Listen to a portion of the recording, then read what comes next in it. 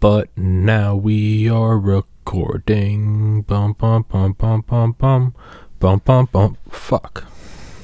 No, I don't want install updates. God damn it. Episode 360.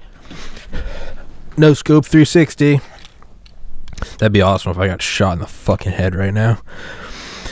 This podcast brought to you by me, wearing a dope sweatshirt. Check this shit out. I mean, really. Blueprints of UFOs, an alien gray, Bob Lazar. I mean, look at that. It's better than anything you're gonna fucking fuck Gucci, fuck Supreme. I mean, look at that shit. I mean, come on now. An antimatter reactor on my sleeve. Roswell newspaper. Fuck you. It's great. Fuck you. If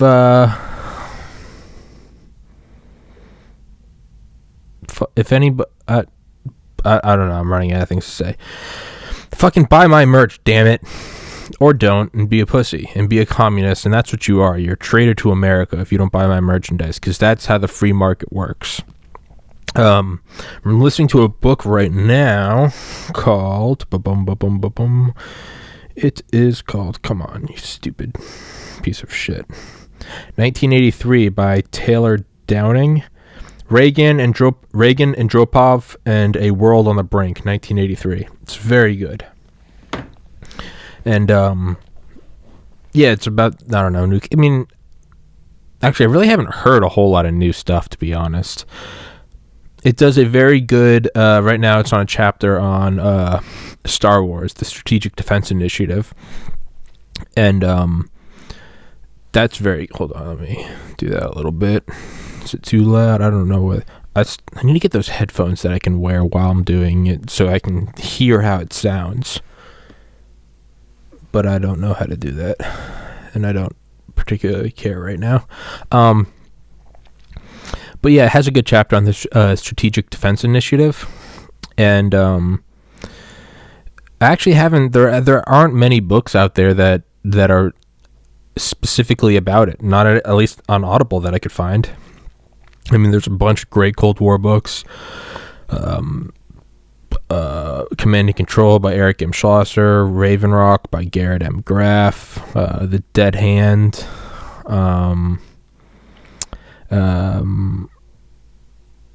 Fuck, there are some other ones. I'm a little foggy right now. But they all kind of touch on different aspects of the Cold War. A little bit here and there, and there's only so much history. That's why I like Blitz by Norman Ohler so much, is because it's this whole take on World War II that I'd never heard before. Whereas every other book about something like the Cold War or World War II, I mean, there's only so many books you can write. Not that the history isn't limitless, but rather the recorded history is. So I'm sure you could spend your entire life reading about World War II and probably still learn. I mean, with World War II, you can really kind of still learn a new fact about it every day. And not just like the number of loaves of bread that were eaten in Stalingrad on the second day of the siege. Like, I mean, yeah, I mean, there's novel information in that, like, sure. But, you know, that's like adding more digits to, like, pi. Like, yeah, it's novel information, but, you know, it's not a cure for Alzheimer's. It's just more digits on pi. And I don't need anybody with a fucking attitude telling me the importance of pi. Fuck off. But, so there's only so much information you can write. And Blitz is an exception. It's a fantastic book. Raven Rock, also by Garrett Graff. Raven Rock by Garrett Graff, Blitz by Norman Ohler. Those are two books that really covered a lot that I had never heard before. And, I mean, in college, I was very interested in neuropsychopharmacology. As a matter of fact, I have the book somewhere from college. I never took the course, but I think the professor got fired for like synthesizing heroin off campus or something. That might be fake news. But yeah, I was always interested in drugs. I mean, before like a bad interest, before it was a bad interest, it was a good interest. The bad interest was like 2014 forward, after my brother died, and I just kind of indulged to cover up and drown all the sorrows without addressing the real problems.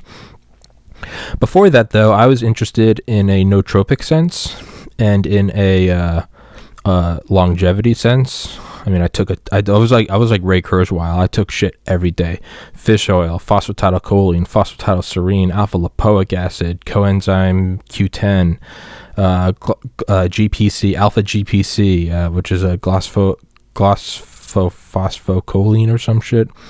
Sulforaphane, the active ingredient, or the important antioxidant in broccoli.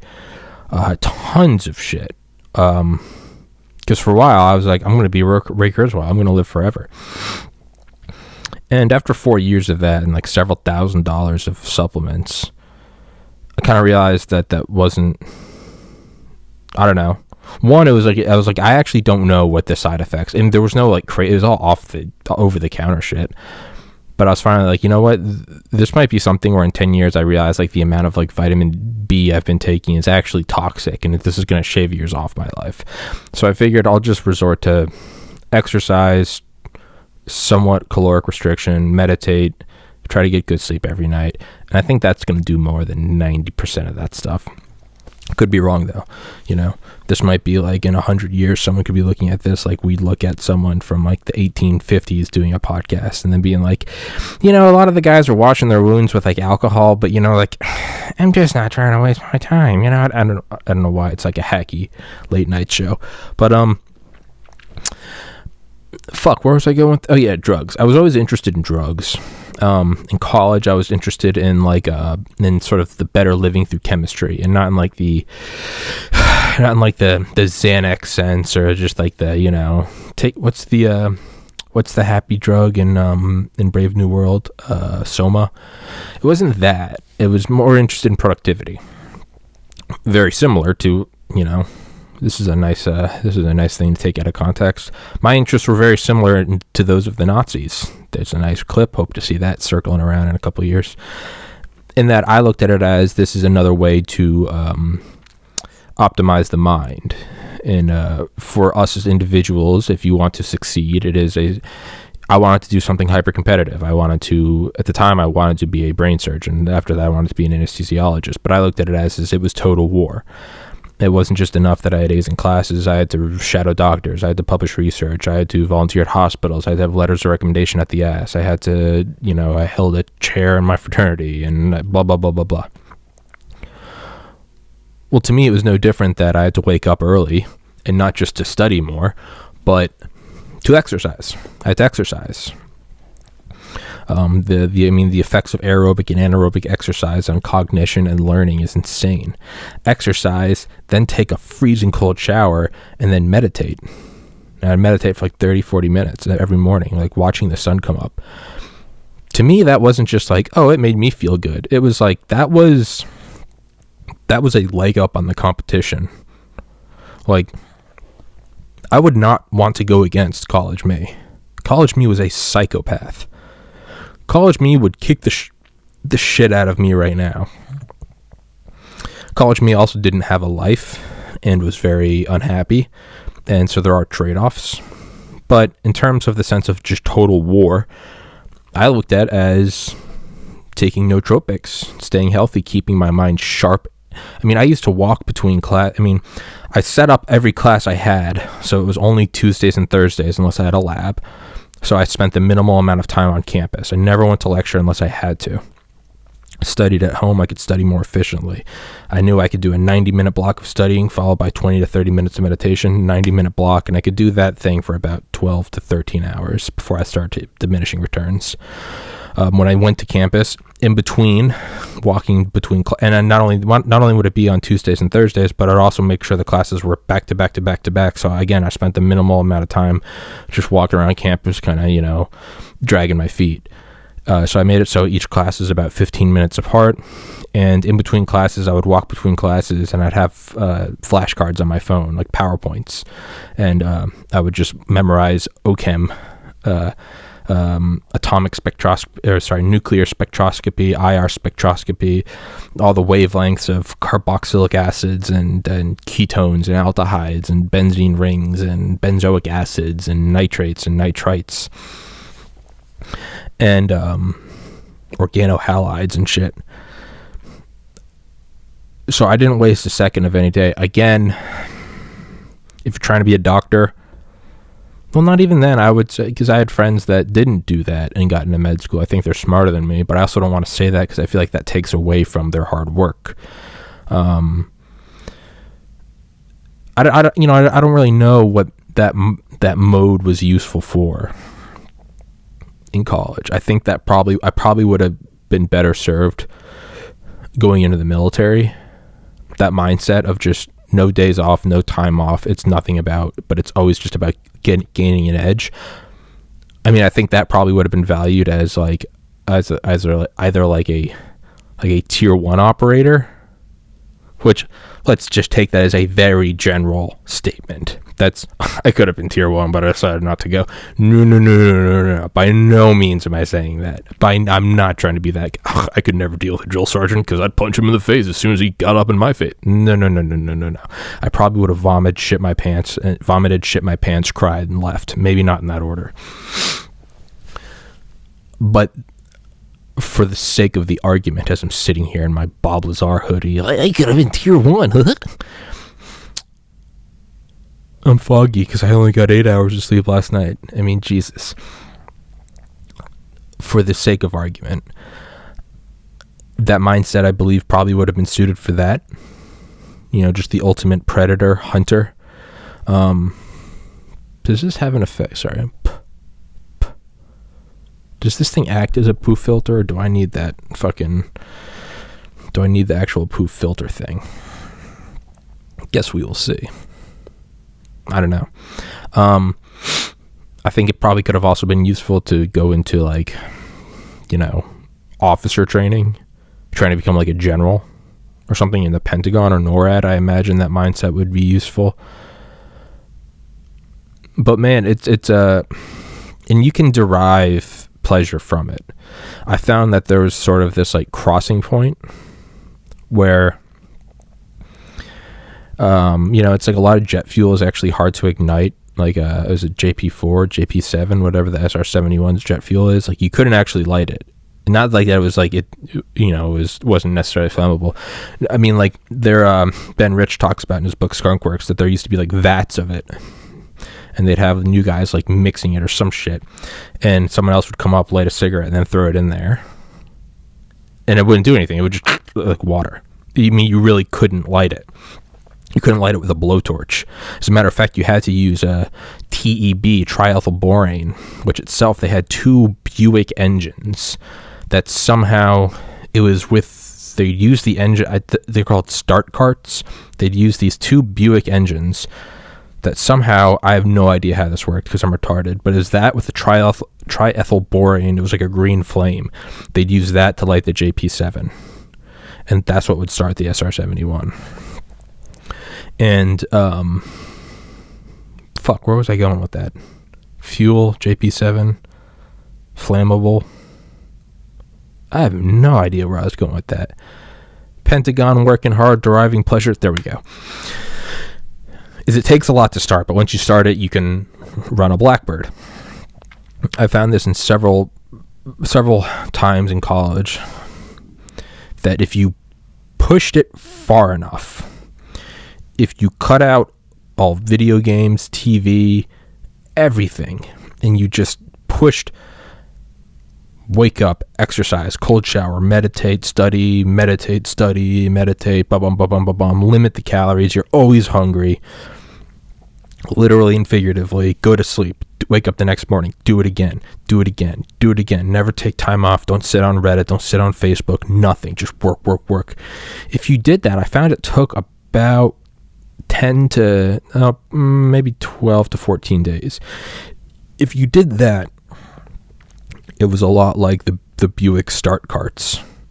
You would start to derive pleasure from the work. So for 14 days, it was just, I mean, you might be interested in the information, but let's be honest, it was a bitch. You didn't want to do it. Thank God for stimulants. But I found if you just pushed it, it was like a sustaining nuclear reaction. That probably would have been a much easier analogy than the start carts. But it started, think Doc Ock in Spider-Man 2, the power of the sun in my hands, and it starts sucking in all the metal from New York. it was like that, and you started to crave it. That's all you wanted to do was study. You wanted to get better. It's like if you ever do speed runs on a video game level and you just get better and you're trying to shave off tenths of a second, hundredths of a second. It was like that. But the thing is it wasn't like a stable reaction, in that one night of not sleeping well, if you went out and drank, if you just took a day off and went and just, smelled the flowers, it would completely fuck it up and you couldn't stay in that. So it was a lot like nuclear fusion. We couldn't sustain it. We could get it for a short amount of time. And so it was very useful for if you could get it going. And it was always very interesting when you got it going, because you would just start to go over the top. But I don't think it's sustainable. I think it's like afterburners on a fighter jet. Like, you can fucking get the shock diamonds and just really get going. And like the F-22 can super cruise, but I mean, you can really only go full throttle for not long. So I was always interested in how could I take that edge to the next level. And to me, it was using nootropics, even if it just replenished the, cerebral spinal fluid or glucose or whatever the fucking raw material for making, glia? Anything to just give my brain a leg up. And I do think it worked. However, it's not sustainable. So I'd say all that to say that I was interested in drugs. And there's something called like adrafinil, Adrafinil. It's also called Olmafon. It was originally designed for Air Force pilots going on super long flights. Primarily, I think like the F-117 and the B-2 bomber. I don't know when it was invented, but it was called like a eugoric. Eugoric, if I recall correctly, and I think it was a French word, or is derived from a French word, but it meant like peaceful or it was like focused wakefulness, and it was not at all like a Ritalin or an Adderall or a caffeine. Like a caffeine jacked you up, but I found that wasn't really focus. I found Ritalin or Adderall would focus me. Like a laser. Caffeine was like turning up the brightness of the laser, or perhaps maybe adding a battery so that it lasted longer. That's what she said. That is what she said. She added a battery to make it last longer. Sex jokes. I'm 30. But caffeine was, it would either make it so like Ritalin or Adderall. We'll just say Ritalin.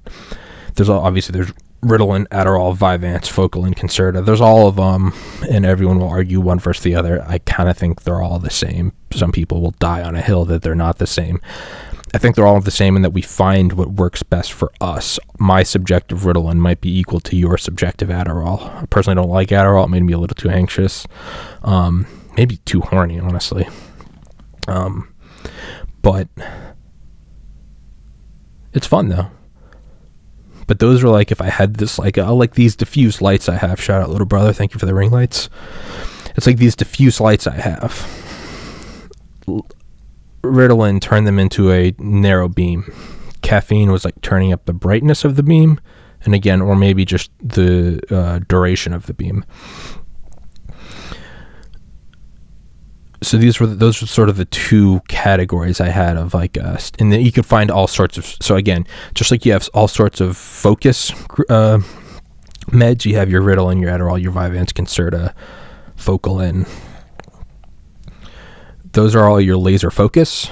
You could also have different battery types. A caffeine, not DXM, that's not DMX the rapper, not DXM, that's what's in Robitussin. There's something else that was in, I don't know if anyone listening to this, you remember Jack 3D, that pre-workout supplement. It had geranium in it, which is I think called DMAA, dimethylamylaline. I think that's what it was. But that had stimulating effects. There's something called synephrine, Synephrine. But it came from, I think it came from like the skin of oranges, It sounds like that's what, you know, have you ever taken a skin of an orange and like squeezed it and it pops up all that mist? To me, if that mist had a word, it would be synephrine. Or if you could take synephrine, and what would synephrine, if synephrine looked like something, what would it look like? You know, like, what does peace look like? Peace to me is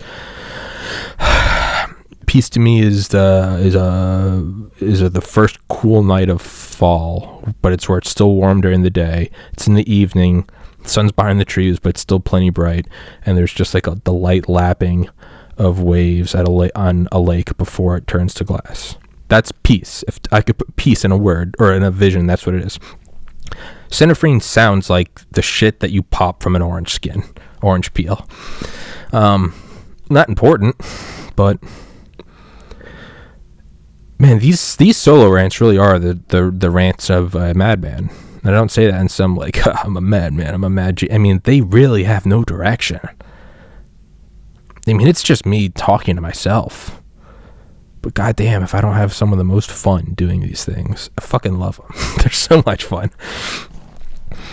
But synephrine, I think they later found that to have cardiac, it could give you cardiac arrest. So, I mean, you know, that whole thing. Caffeine, DMAA, synephrine. I think there's some other stimulants. Now, obviously, and these are not all nootropics. I mean, there's things like creatine. Technically, I think they're finding it has nootropic benefits. I mean, you can take arginine, right, a vasodilator. There's, again, all the different fatty acids and stuff. Those are nootropics, and like, whereas like Ritalin turns the light into a laser, and caffeine or DMAA or synephrine increases the brightness of the laser and the duration of the laser. Like fish oil, sulforaphane, alpha GPC, phosphatidylcholine, coenzyme Q10, alpha lipoic acid. There's another one, alpha lipoic acid, and what was the other one? There's like two that, like the first longevity medication or supplement was called Juvenon. This is gonna drive me crazy. I remember when that came out, I was in like middle school, and I was like, why are we not all taking this so we can live longer? Little did I know that I was, no way, does it still exist? Oh shit. Yeah. Juvenon. Jesus Christ. I saw this in like 2003. What is in Juvenon? Juvenon. Juvenon. Please sponsor me. Products. It was alpha lipoic acid. What was the original? I think this is it. Alpha lipoic acid. What's the other one? What the fuck is in it? Ingredients. Come on. Where is it? Acetyl L-carnitine. Damn it. I knew it. Alpha lipoic acid and acetyl L-carnitine. Things like those, all the phosphatidyl's, the PHOSPHATIDYL dashes, so the phosphatidylcholines, the phosphatidylserines, I think there are a couple other ones, serine, SERINE, all the cholines, all the fish oils, all the fatty acids within the fish oils. Fuck, I don't remember what else was in them. There was a ton of shit. Green tea extract, I think, was one. Resveratrol from red wine. Lion's mane mushroom was one. I think Q-certain, turmeric. There are all sorts of shit. That another reason why I stopped taking them was, one, was money, but two was also, I think all those combined only gave me, it was like probably like a 0.5% or a 1% increase. So when I wasn't trying to get into med school, after I got in and just didn't know what to do, I don't know what to do with my hands, Ricky Bobby, there's really no point in continuing to do them, because it used to be where like waking up 30 minutes earlier was a considerable edge. Taking a cold shower versus a hot shower was a considerable edge. I was fine honing, like a Formula One racer, where it's like the amount of aluminum used in the hubcap and the density of the alloys can give you 1,000th of a second edge up. But if you're not concerned about, how quickly if you show up a minute late to the race, you're like, sorry guys, and you got a donut and you're sitting in, you're not someone that's worried about the thousandths of percentile points. Sorry, you're not someone that's worried about tens of percentile points. So why get concerned over the thousandths? It's diminishing returns. That's one reason why I stopped. 2, it's money. 3, then this is probably in the last 2 years I've concluded this. I haven't taken all this stuff since like 2013. And that's not some like, I don't do the drugs anymore. No, I mean, they're just supplements. You could buy them at Walgreens. Some of them you have to order online. But even then you can get from like GNC or something. Money was 1. 2, I also just kind of spiraled downwards into drugs and self-hatred after my brother. Yeah, I think that was part of it, is I kind of didn't want to live forever after that. I was like, I'm suicidal. Like, why am I trying to take alpha-lipoic acid to decrease my life by 3 months after 80 years? So it was money was 1. 2, there wasn't an edge. What was I trying to do? 3 was just kind of suicidal. 4 was... And I had this realization probably in like 2016. So those first 3 realizations were like 2014. This 4th realization was probably like 2016. I was listening to just one of the doctors that goes on Rogan. 2016 was like the last. I think I stopped regularly listening to Rogan at like episode 911 with Alex Jones. Not that it's related. I loved that episode. But that's about the time I stopped regularly. No, I listened to a Duncan Trussell in fall 2016, like August 2016.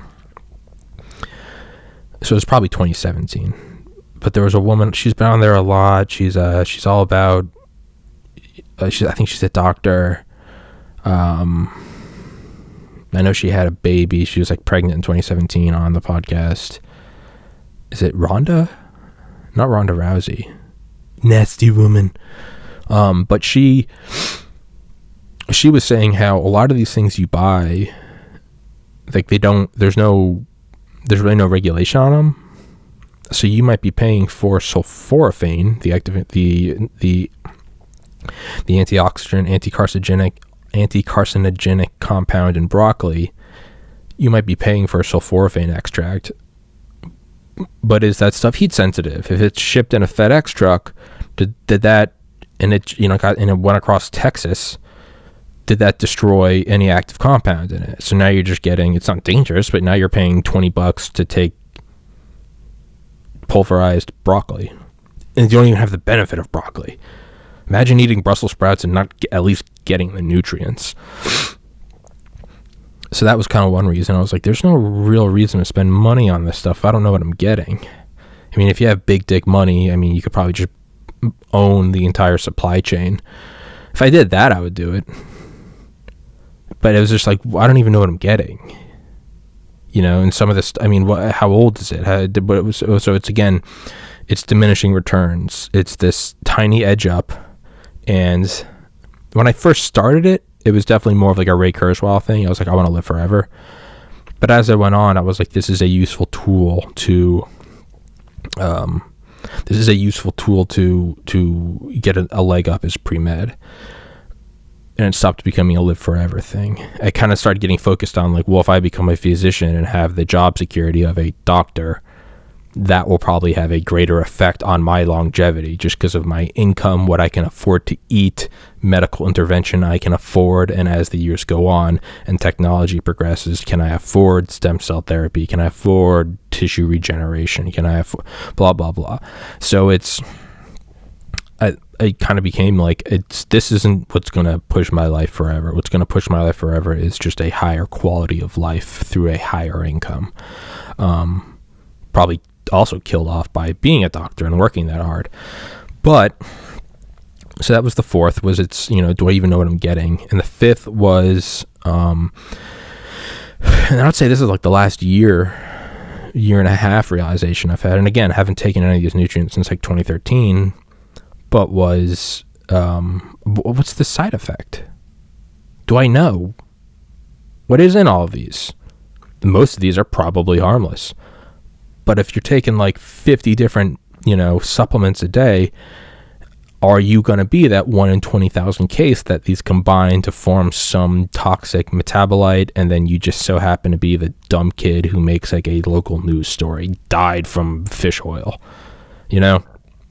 Again, kind of counterintuitive. I have to pee so bad. I was so thirsty last night. I decided not to drink, not sexually, kind of sexually, but I was so thirsty that I decided not to drink water, and then I exercised, and now I have to pee a lot. Again, why I'm not a tier 1 operator.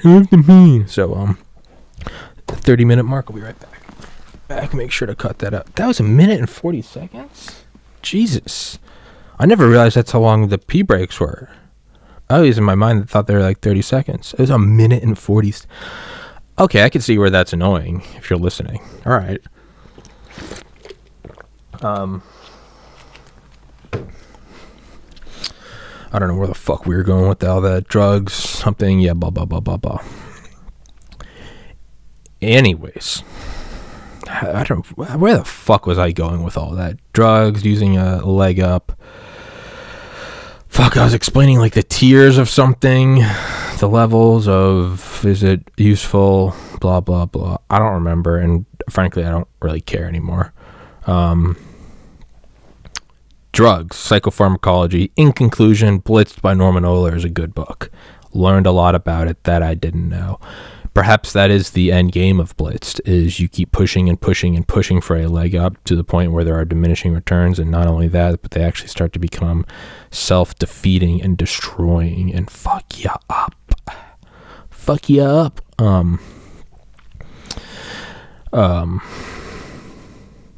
Yeah.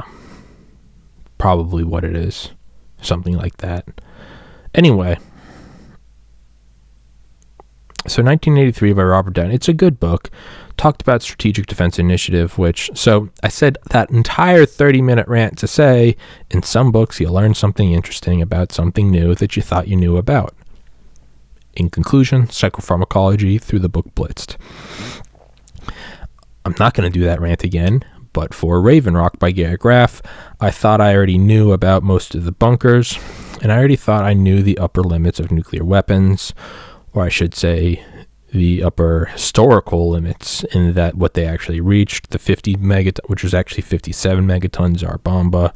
Everybody knows it was actually supposed to be 100 megatons, but decided not to do that because the pilots couldn't outrace it. I don't think that's why the Soviets didn't give a fuck. I think they were concerned that they might actually kill themselves if they did it. I knew that.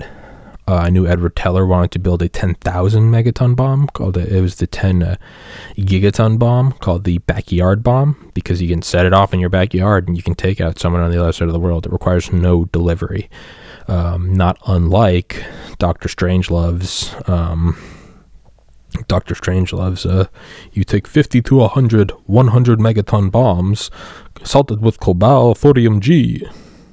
You string them together. It's the whole purpose of the doomsday weapon, is to tell people. Colonel Khan. But Wing Attack Plan R. So, God, that's a great movie. What I didn't know about was that what they were planning defense against. So NORAD primarily, I mean, it has the electromagnetic shell. It's got like a steel casing. It's the bubble inside of the granite mountain that they Cheyenne Mountain, don't you know? They had to build a concrete sphere with like drillings. They had to get a guy named Dr. Livingston, and not Dr. Livingston, I presume. That guy was in Africa and about a century earlier. But it was another Dr. Livingston who was halfway between, quoting one of the engineers, halfway between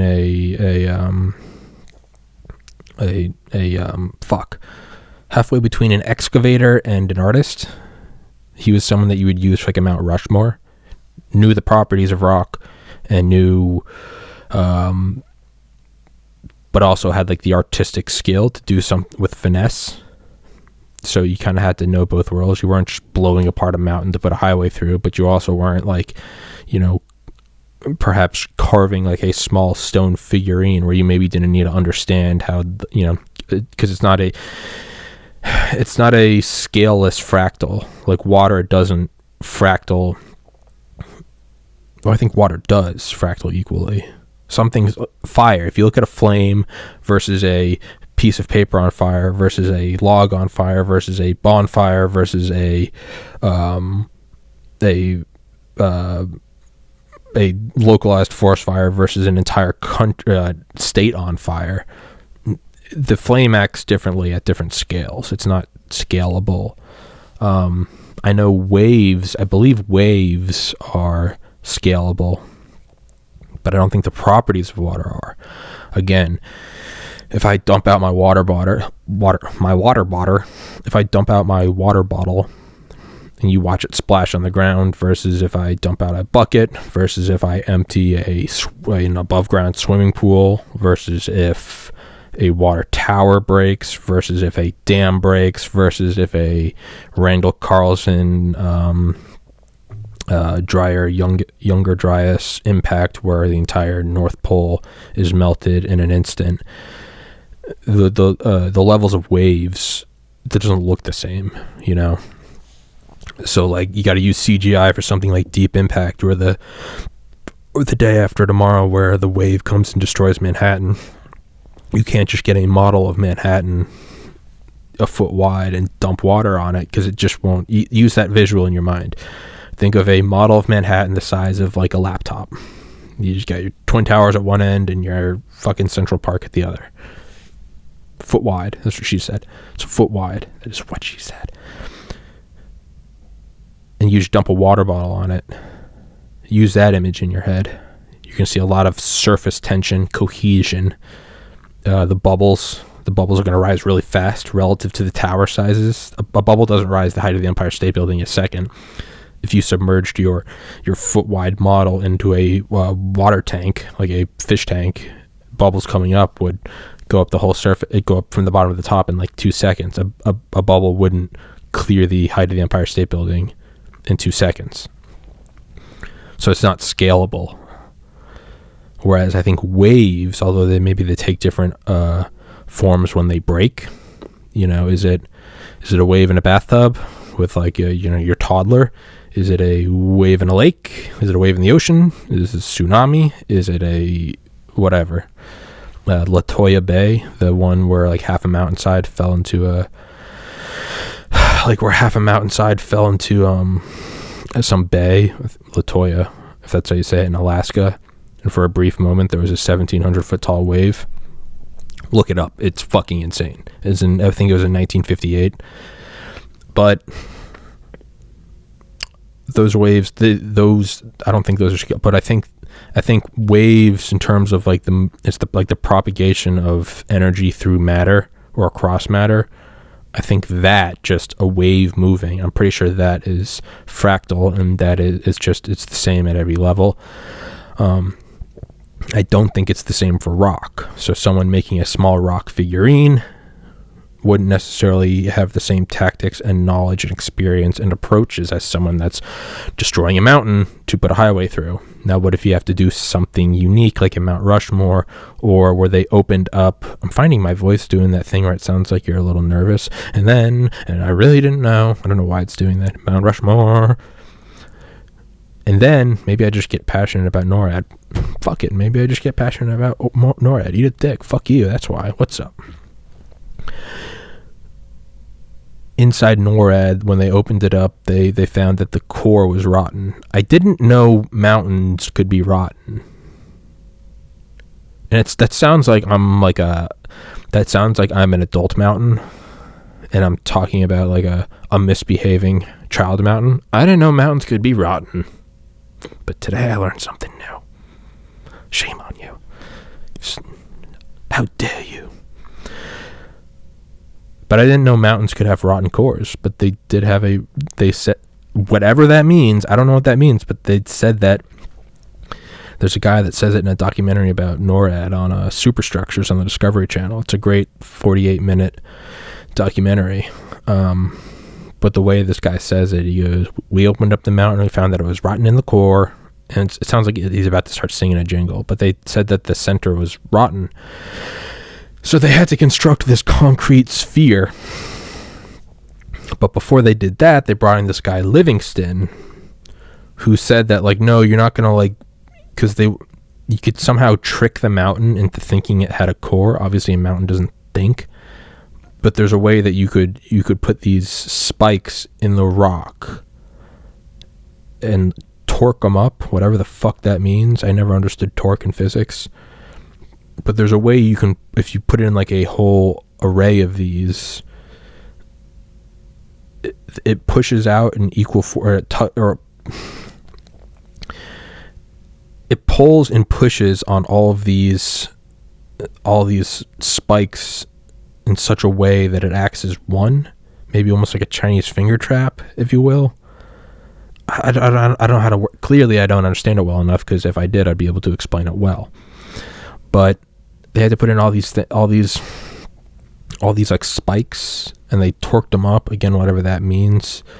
And then inside of that, they put a concrete shell, which they had to construct outside of NORAD, disassemble it, put it inside. While they're building NORAD, they discover the effects of EMPs, which to me is kind of weird. Why didn't they figure that out on July 16th, 1945? Why didn't they figure that out on August 6th, August 9th? What about Operation Crossroads? But for whatever, it might have been Starfish Prime when they learned about EMPs, because they put a 1.2 megaton bomb in like low orbit, or maybe just high altitude. I said that weird. Low orbit, very wide. But they put it in high altitude, and they found out that it like knocked out all the electronics from like Honolulu to like San Francisco, and they were like, yo, you gotta love the military, because whereas our first instinct is like, that's not good, the military was like, do that again? What was that? But they found out about the effects of EMPs, which, I mean, disable all electronics. Well, geez, if you need an array to make sure that there's not a boob, B-O-O-B, bolt out of the blue attack from the Soviets over the North Pole, man, taking out electronics is, I'm actually going to have on a woman tomorrow to talk about EMP bursts. Get excited, motherfuckers. It's going to be exciting, boy. But yeah, so they constructed this whole, I don't think they built the traditional Faraday cage in it, where it's, I think they've found since that the best Faraday cage is, I used to think that the only Faraday cage you could make was copper. And like the first time I saw the use of it was in the movie Transcendent Man with Johnny Depp. But apparently from this documentary about NORAD on the Discovery Channel, they found that I think it also, you can do it with steel, which I didn't know. Maybe it's just any sufficient amount of metal. No, excuse me, I think the buildings are metal. So you have NORAD hollowed out, you have all those spikes in there that are torqued up. Inside of that, you have a concrete shell in case it does start to crack. And then inside of that, I believe you have a copper shell or copper like wiring in a mesh. So you have this whole dome inside. Right, it's just like a normal cage. You've made it a little more complex. You've put the spikes in, you put the concrete shell, you put the Faraday shell, but now again you just have an opening inside. Inside of it is a bunch of individual structures made out of steel. There's like the bottom of a ship, kind of just like perfect sheathed, and they all lie on top of 1,000. No, there's something like 1,000. There's a number, I forget what it's. Either there's 1,000 springs, or each spring is 1,000 pounds. I forget what it is. But the guy talking about it looks exactly like the guy from the Dry Eyes video. Dry Eyes. But they all sat on top of these springs, which, fuck, I don't remember. They each were, they used 1 ingot of steel or something. Big ass fucking springs. And they had all these multi-floor buildings rest on these springs. And all these buildings are made out of steel as like an additional Faraday level, or Faraday shield. And they sit on top of these springs so they can move if there's a nuclear blast. You have all these levels of shit. Again, which is why I call that the NORAD vault, because it has all these levels. That would not survive from a nuke, unfortunately. which is why I have offsite hard drives to hopefully get away from, if a nuke takes out one, I won't take out the others. That's how big my ego is, that I'm more concerned about saving the podcast from a nuclear war than anything else. Fuck you, I don't care. But with NORAD, despite all of that, I'm not going to go into a rant about what I learned in Raven Rock like I did about Blitzed, because I just went on the whole psychopharmacology rant.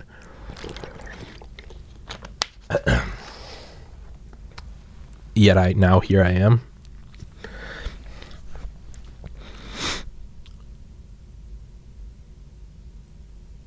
So, despite all of those tiers of, I guess, man, mental note, I do need to start editing out pee breaks. I didn't realize that they took that long. That's got to be really annoying if you're listening to a podcast and there's a minute long or 100-second long pee break. Yeah, Tommy, we know. I'm sorry. I actually am sorry. But, so you have all these tiers in NORAD. But its primary defensive mechanism was the equivalent of, we'll take our chances. Truly, it's called CEP, Circular Error Probability. And it was the probability that a Russian missile at the time of NORAD construction would probably not be accurate enough to put a direct hit on NORAD. Because with explosives, as the diameter or circumference of the blast increases, its overpressure goes down exponentially. So if a nuke hits 1 mile from you, or a nuke hits 2 miles from you, if it hits 2 miles from you, it's not necessarily half as weak. I'm retarded, so I can't do the math, but I mean, it might be something like 20 times weaker, right? So it's not, yeah,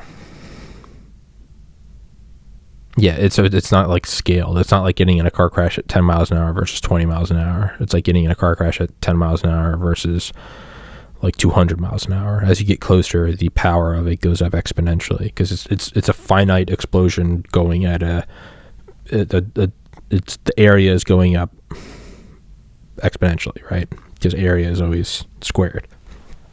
Thanks, Tom. It's actually going, I think, going cubic, right? Because it's also going up. Actually, that is true, because the bigger the weapons get, they realize that, like, because the Earth isn't flat. I know we all wish it was, for whatever reason. I'm not sure what the conspiracy behind that is. Who's gaining? What's the edge? No pun intended. But as the megatonnage goes up, more of the explosion actually punches through, like, the atmosphere into space. So you're wasting more and more and more that's not even going at the Earth. You're blowing it out into space because it goes up. Yeah, it's, right. So it's not exponential. It is exponential, but it's not squared. It's cubed because it's a 3-dimensional explosion. So NORAD couldn't survive a direct hit from a Soviet weapon. Not even like a Tsar Bomba, but just from like a 1.2 megaton from like the Sarmat 18s, the Satan 18, or the Satan 2s, the SS 18s. Or these big old fucking Mac daddies of ICBMs. And it was because the power was just so great that it wouldn't survive. It might survive the EMP, but I think that's the least of your worries when a 1.2 megaton warhead's going off outside. So despite all of this, the real safety mechanism was, I don't know, boss, they're pretty far away. What do you think, Bob? They're pretty far away. I'm not sure how accurate they are. We'll get close, but they won't kill us. Well, we'll call that command and control, and that's what NORAD will rely on. Well, okay. But and when Reagan learned that, which is what I'm learning from 1983, the book, but it's not where I learned that. I learned that in The Dead Hand. So the whole purpose of this is I was trying to come up with some unique piece of information which I've learned from 1983. And clearly I haven't hit on it yet. I did with Norman Ohler and Blitzed, and I'm getting to there with Raven Rock. So let's go back to Raven Rock.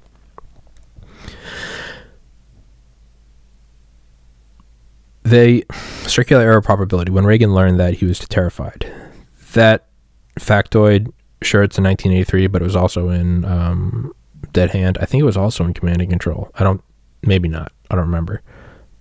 Point is it's been in other books I've read. When Reagan learned that, he was terrified. Okay. So I thought I knew a good amount about NORAD. And I thought I knew a good amount about nuclear weapons. 57 megatons designed to be 100. Edward Teller, 10 gigatons. But Edward Teller never actually, it was never designed. Like the 100 megaton bomb was designed. I think Edward Teller just did some like loose calculations and said the 10 gigaton was feasible. But I don't think it was designed, right? It's like if I said we can put a skyscraper on Mars. Like, it's not designed in the same way that like the Jedi Kingdom Tower is designed, but just not completed. So what I didn't know, and this is what I learned from Raven Rock, a lot of factoids, but two very neat factoids were the DUCC, the DUCC, the Deep Underground Command Center, which is also talked about extensively in the book Nuking the Moon and Other Cold War Projects That Stayed on the Drawing Board by Dr. Vince Houghton, Houghton, Dr. Vince Houghton, who is the curator for the National Spy Museum and now does something else. And he was on the podcast. He's a really fucking cool dude. Go get his book. Nuking the Moon is fantastic. Actually, I need to email him. I would love to have him on to talk about his other book, Nuclear Spies. Houghton. But he and Garrett Graff both talked about the DUCC. What is the DUCC, Tom? Glad you asked. Thank you. Take a seat. The DUCC was planned to be 3,500 to 5,000 feet. It might be 3,500 to 4,500. Fuck it, we'll call it 5,000. Actually, fuck it, we'll call it 3,000 because let's go on these I know it was at least 3,500 feet. Well, now I'm not sure. Let me just read about I guess I don't even want to butcher it because it deserves its own.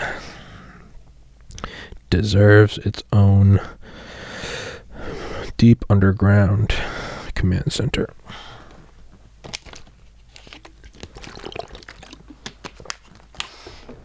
If anybody's listened to the beginning of the Solar Rant till now and not closed out of this, please comment. The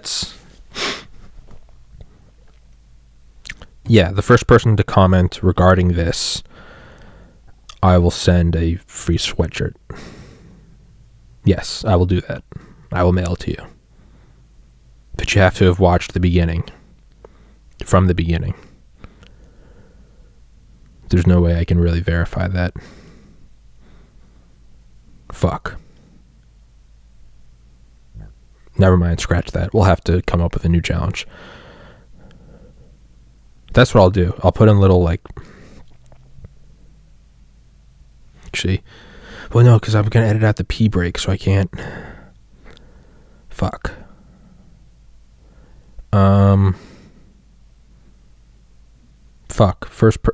Whatever. Yeah, if you watch from the beginning till now,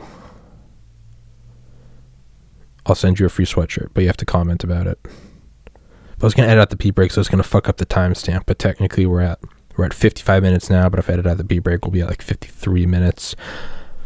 Fuck it. Whoever comments about this thing that I'm talking about right now, the fact that I'm saying comment, if you comment, go choose a sweatshirt of your liking and I'll send it to you. One person, limit one. The Deep Underground Command Center. It's like when you'd write a long paper and you're not even sure if your professor's grading it. So on page 11, you just write in the middle of a sentence, "Are you reading this?" And then keep going and see whether or not they even circle it. If they do, okay. If they don't, then the whole thing's fucked and it doesn't matter. The Deep Underground Command Center, the DUCC, sometimes called the Deep Underground Command and Control Site. What a important note. Was a United States military installation that was proposed on January 31st, 1962 to be, quote, a very deep underground center close to the Pentagon, perhaps 3,000 to 4,000 feet down. That's insane. That's absolutely insane. 3,000 to 4,000 feet down. The Burj Khalifa is 2,712 feet tall. The original World Trade Centers to the roofs was, I think, 1,354. No, fuck. What were the World Trade Centers? 1,300 to Sears Towers, I believe, 1,454. Sears Tower height, 1,450. Okay. Twin Tower height.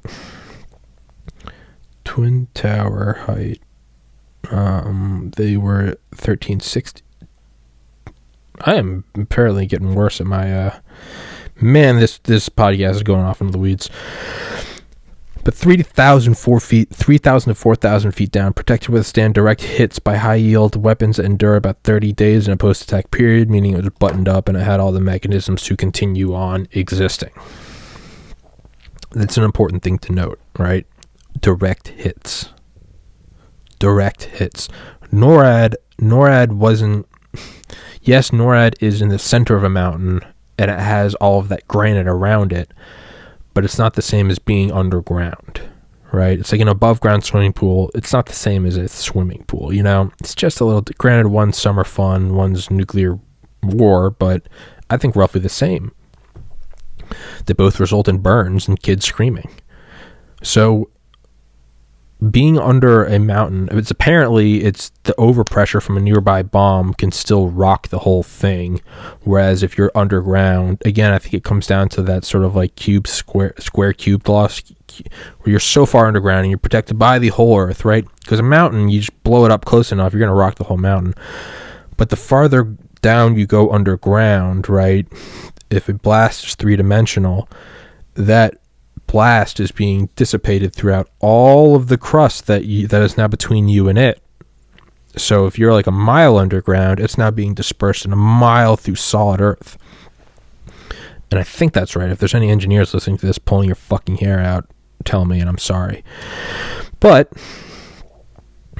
with this is, because I think that was like 1,300 feet of granite, which is insane. It's like a World Trade Center of granite, which is insane. But I mean, I don't think it holds a candle to 3,000 to 4,000 feet of earth. I mean, at that point, you're using the entire like tectonic plates. That could be wrong too. But you're using big old swaths of land, of earth, to absorb the blow. Not like a Scarface like drop site, but you get what I mean. The other thing about it is, so direct hits, that's one thing. So you don't have to worry about circular error probability. Because circular error probability, I mean, man.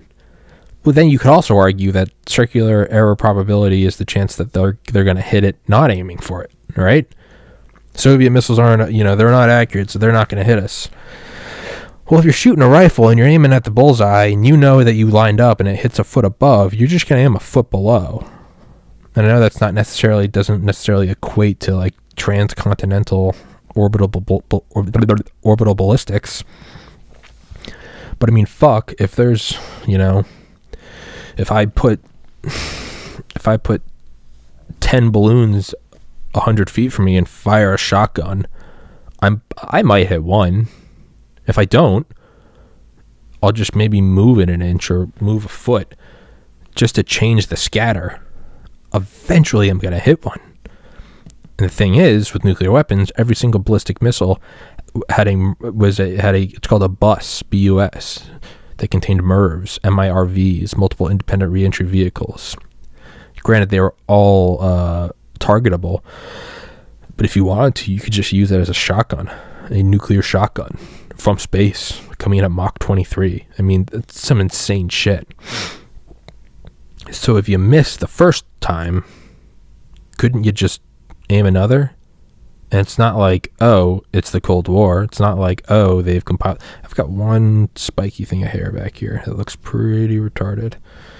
Barber, I know my barber sometimes watches my podcast. If you are watching this, it's on you. I'll talk about that in person.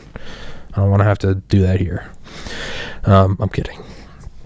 But if you do that, I mean, couldn't you just fire several and you'd probably hit it? And furthermore, couldn't you just do something like the explosive, the implosion type bomb, right? Because the gun type is the one we used on Hiroshima, but the implosion type is the one we used on Nagasaki, where you put a bunch of explosives around a core and then set them all off at the same time, and the shockwaves act as like a better hammer than any hammer ever could. What if you could not just shoot a bunch of nukes around NORAD and have that same implosion type? Man, that's just levels of irony, using implosion type bombs to cause an implosion in a mountain with a core full of metal that controls other nukes. So with the Duck, the DUCC, it was just deep down. That's insane. It could take direct hits. So with NORAD, I mean, how safe are you really feeling? Right? I mean, how safe is that really? You just you figure they're not going to... What about smuggling a bomb into America and then driving there in a flatbed truck that says Walmart on the side? Well, you can't get within so many miles of NORAD. What if it's a 100 megaton bomb? Does it matter? So that doesn't, it's wearing a bulletproof vest and then assuming, like Dumb and Dumber, that they're just not going to aim for your head, and if they did, they won't hit it. That's not... Man, that's I don't like those odds. But then again, all of World War, or all of the Cold War, is predicated upon they're not going to kill us. Why? Because if they kill us, we'll kill them. Man, it's a lot of faith. So the idea that circular error probability is what protects you, to me, is bonkers. If you can take a direct hit, that's like a new level of power, right? That's a new confidence. Not only that, 3,000 to 4,000 feet down. So Tommy, we're talking about the DUCC and NORAD, but why did you bring in megatonnage earlier? Glad you asked, retard. It was designed, let's continue reading. The DUCC would have been built as an austere 50-man or expanded to a 300-man, or expanded into a 300-man version, with the former built to permanent extension of the latter, blah, blah, blah, blah, blah. It was designed to withstand multiple direct hits of 200 to 300 megaton weapons bursting at the surface. 200 to 300 megatons putting on the surface, putting outside the front door, and letting those puppies off. Or, just as insane, a 100 megaton bomb, a 100 megaton bunker buster going off at 100 feet below ground, below surface. A bunker buster Tsar Bomba, or did it say you could take multiple? Multiple bunker busters. So multiple 100 megaton weapons at 100 feet below the surface, or multiple 200 to 300 megaton weapons at the surface, let alone the ones that normally detonate up, airbursts 15 to 25 or 3,500 feet. I mean, that is insane.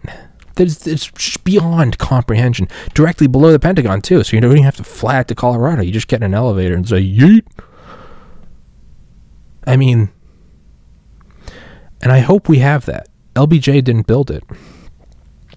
I think it was proposed under I think it might have been put together under Kennedy, but it wasn't I don't think it was. Right? Garrett Graff talks about. So January 31st, 1962. So it was proposed under Kennedy.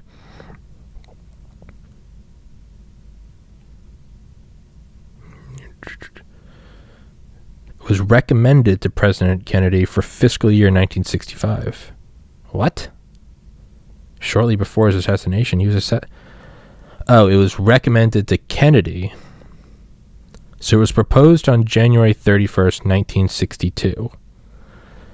It was proposed to Kennedy to be built in fiscal year 1965.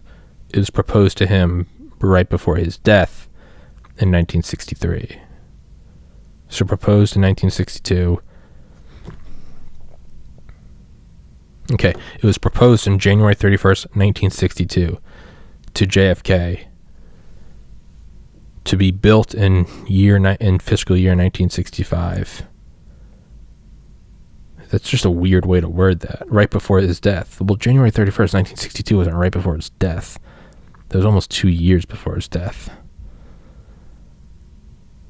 Man, in true Pentagonese, they're getting me to focus on non-issues, the structuring of the sentence, and not the fucking Holocaust shelter. But so what I learned in Garrett Graff, what I learned in Garrett Graff's Raven Rock was about the DUC, the DUCC, and their belief that it could survive 200 to 300 megaton weapons and 100 foot, 100 megaton bunker buster weapons. Which means that they had to have thought that the Soviets were able to do that. Which means that if we thought they were capable of it, either way, I think that means we had those weapons. And I'll explain that. If by building this weapon, or by building this command center to withstand those specs, says that we believe the Soviets were at that time capable of producing those weapons, we have intel showing that they do have those weapons, or we had reason to believe that they were going to be able to construct them in the future. One of three probabilities: that they have them, that we know that they have them is number one. Number two is that we have reason to believe that they have them, and or that they're capable of having them. And three is that perhaps they are capable of building them in due time. That's the only reason why you would design something to those specs. If we have intel that they have them, we have reason to believe that they have them, or we believe that they will be able to have them, all three of those would point to us also having them. Because maybe it's not number one that we believe they have them. Maybe we have them, and so we believe that they're going to be able to make them. Or we know that they have them, so we're going to make them. Number two, we have reason to believe they have them.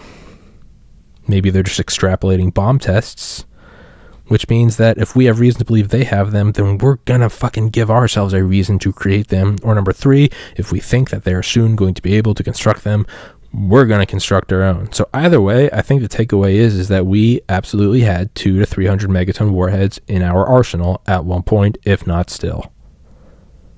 I mean, that's how the Cold War works, is you do what you think that we cannot have a mineshaft gap.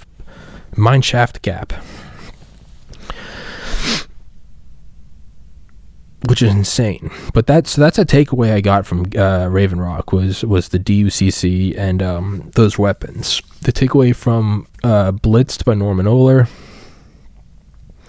was their use of drugs, especially D9, which was just like an insane amount of like cocaine, Eucadol, and meth. And whereas the DUCC was proposed under Kennedy and then rejected under LBJ, Reagan went to NORAD, saw it, and said that we needed a strategic defense initiative to defend against it.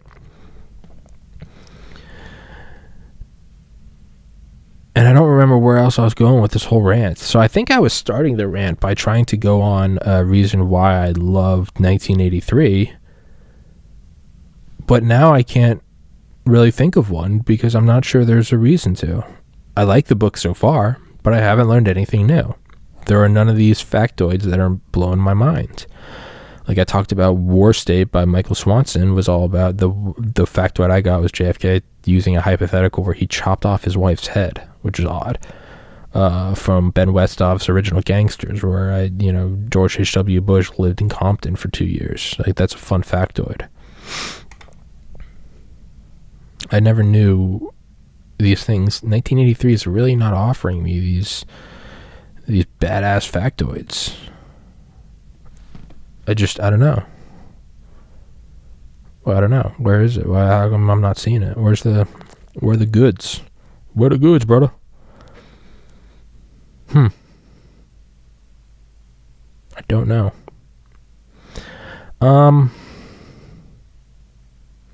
Should this rant keep going? I mean, what else am I doing? Maybe.